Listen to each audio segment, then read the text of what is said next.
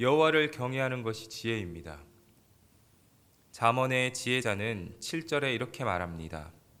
여호와를 경외하는 것이 지식의 근본이거늘 미련한 자는 지혜와 훈계를 멸시하느니라.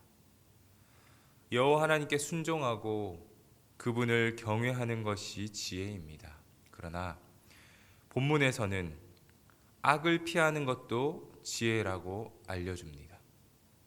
본문은 악인의 특성과 그들을 피하는 것이 지혜의 일면임을 설명하고 있습니다. 지혜자는 10절에 이렇게 말을 합니다. 내 아들아, 악한 자가 너를 꿰일지라도 따르지 말라. 지혜자는 내 아들아 부르지만 원어적 의미는 제자를 의미합니다. 지혜자는 인생의 스승으로 지혜를 구하는 제자들에게 지혜를 전합니다. 악한 자가 너를 꿰일지라도 따르지 말고 지혜자는 그렇게 가르치고 있습니다. 여기서 악한 자라고 하는 말은 죄인을 의미합니다. 이 단어의 어근을 이루는 죄라는 말은 돌팔매질을 하는 사람이 표적을 맞추지 못하거나 혹은 여행자가 길을 잃은 것을 가리킬 때 사용하는 말입니다. 문맥에서 죄인은 일회적으로 계명을 깨트린 자가 아니라 상습적으로 폭력과 강도질까지 개의치 않는 자로 그렇게 소개되고 있습니다. 11절부터 14절은 악한 자가 유혹하는 내용입니다. 11절에서 그는 이렇게 말을 하고 있습니다. 우리와 함께 가자. 악인들은 동지의식을 일으키도록 우리와 함께 가자고 말을 하면서 달콤한 유혹의 첫마디를 던지고 있습니다. 그들은 제자를 자신들의 동료처럼 여기게 만듭니다. 그래서 제자를 자신들과 같은 길로 가도록 부추깁니다. 이들은 제자에게 우리와 함께 가자며 사회적 연대감을 표하며 동지의식을 느끼도록 만듭니다. 만일 제자가 지혜의 분별력이 부족했다면 이들의 부추김에 넘어갈 수도 있습니다. 하지만 이들의 길은 위험합니다. 그들은 제자에게 자신들의 가는 길에 대해서 이렇게 말을 합니다. 11절과 12절입니다.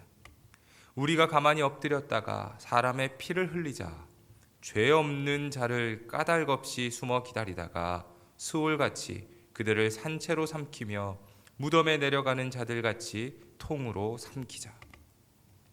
이들은 폭력을 통해서 자신들의 목적을 이루자고 유혹합니다. 폭력은 힘이 있습니다. 상대방을 지배할 수 있는 힘, 억압할 수 있는 힘이 폭력에 깃들어 있습니다.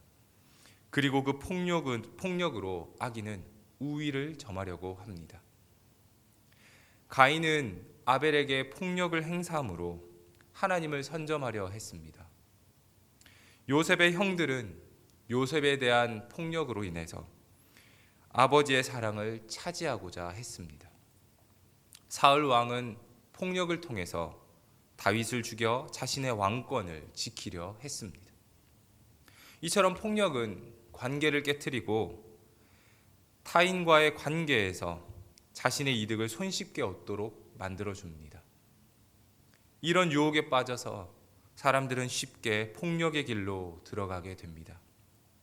악인들 역시 제자를 자신들의 길로 들어오도록 유혹합니다. 숨어 기다리다가 산채로 삼키며 통으로 삼키자. 악인들의 유혹은 흡사 맹수가 사냥하는 모습을 그려놓은 것 같습니다. 이뿐만 아니라 악인들은 13절과 14절에서 자신들이 폭력을 행사하는 목적을 드러내고 있습니다. 우리가 온갖 보화를 얻으며 빼앗은 것으로 우리 집을 채우리니 너는 우리와 함께 제비를 뽑고 우리가 함께 전대 하나만 두자 할지라도.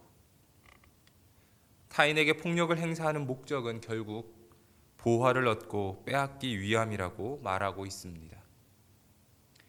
이들은 그렇게 재물을 빼앗아서 자기의 집을 채울 것인데 제자에게도 함께 그 일을 하자고 유혹하면서 제안합니다.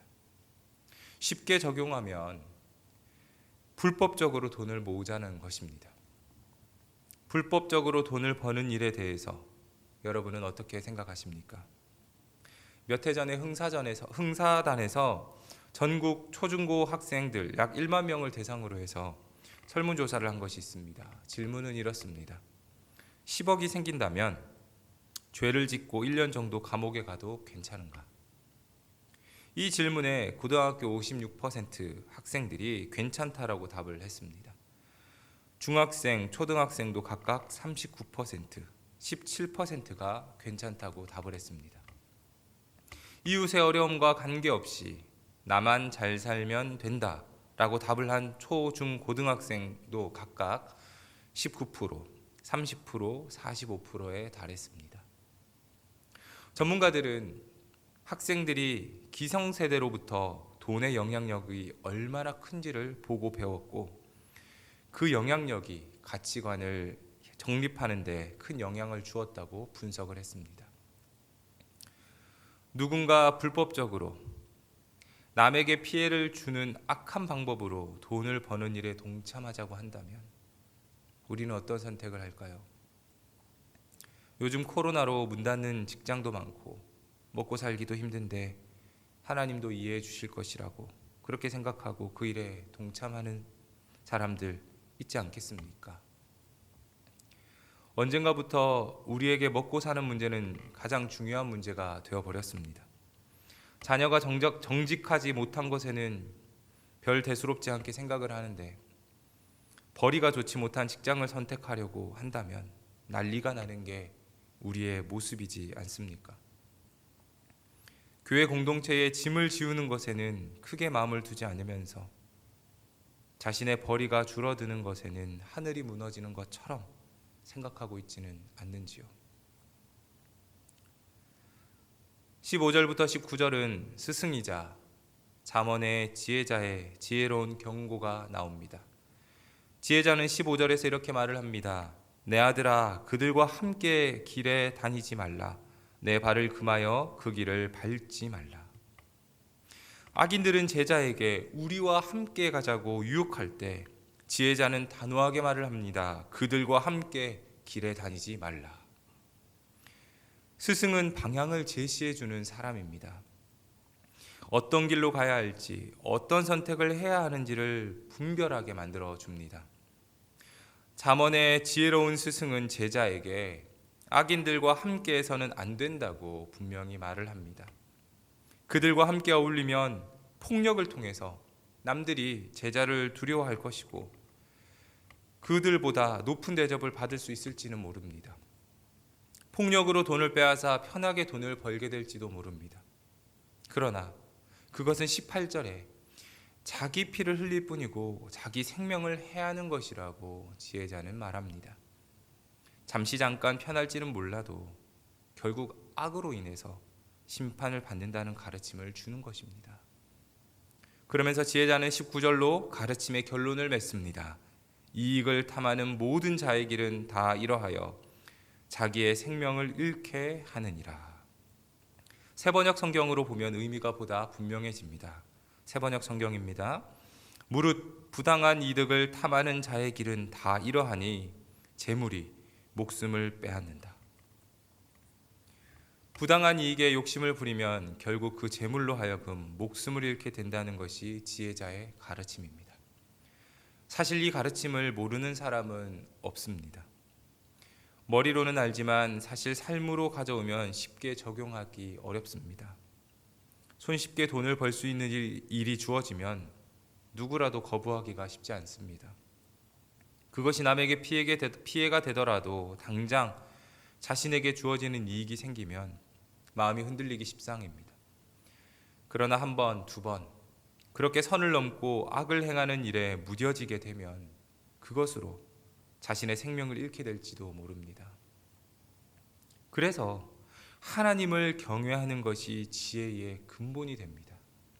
하나님을 경외하는 사람은 선을 넘지 않고 정도를 지키기 때문입니다. 자신의 이익 때문에 타인에게 해코지하지 않습니다. 하나님을 경외하기 때문입니다. 왕이신 하나님이 자신의 모든 행사를 지켜보신다는 생각을 하는 사람은 경거망동하지 않기 때문입니다. 여호와를 경외하는 것이 지식의 근본이지만 미련한 자는 지혜와 훈계를 멸시한다고 지혜자는 말씀합니다. 그럼 우리는 어떤 사람입니까? 지혜자의 가르침을 받고 지혜로운 사람으로 살아가고 있는지요? 아니면 지혜와 훈계를 멸시하여 생명을 잃는 길로 계속 달려가고 있지는 않는지요?